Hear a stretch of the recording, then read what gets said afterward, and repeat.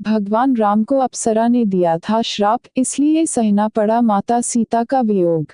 जब वे माता सीता अनुज लक्ष्मण के साथ वनवास के लिए गए थे और रास्ते में माता सीता का रावण हरण कर लेता है। लंका विजय के कुछ समय बाद एक बार फिर माता सीता उनसे अलग हो जाती हैं और श्री राम को माता सीता का वियोग सहन करना पड़ता है। माता सीता का उनसे अलगाव एक श्राप के कारण हुआ था। माता सीता की खोज के समय एक अप्सरा ने श्री राम को श्राप दिया था, जिससे उनको विरह वियोग सहन करना पड़ा। आए पढ़ते हैं उस घटना के बारे में। बात उस समय की है जब हनुमान जी की मदद से भगवान राम और सुग्रीव में मित्रता हो जाती है। सुग्रीव का बड़ा भाई बाली देवराज इंद्र का पुत्र था और किष्किंधा का राजा था। बाली को वरदान प्राप्त था कि उसके सामने जो भी लड़ेगा उसका आधा बल उसके अंदर समाहित हो जाएगा।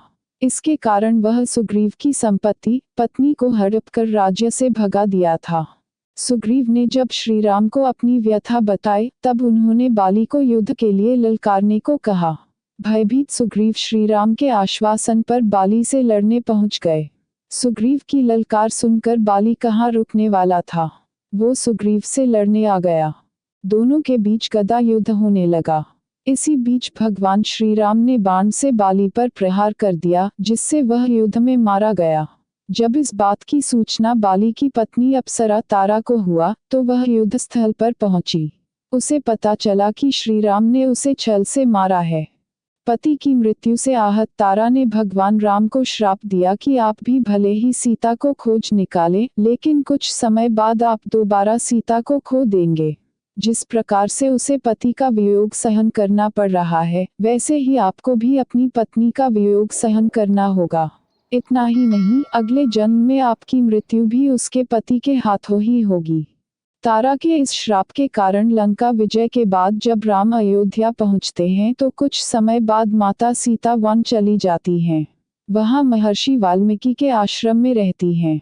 वहीं पर लव और कुश का जन्म होता है। द्वापर युग में जब भगवान श्री कृष्ण मानव रूप में जन्म लेते हैं तब एक भील के बाण से ही उनकी मृत्यु होती है।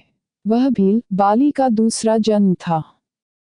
दोस्तों, अगर आपको वीडियो पसंद आए तो सब्सक्राइब जरूर करें ताकि हम रोज आपके लिए ऐसी ही धार्मिक वीडियो बनाते रहे।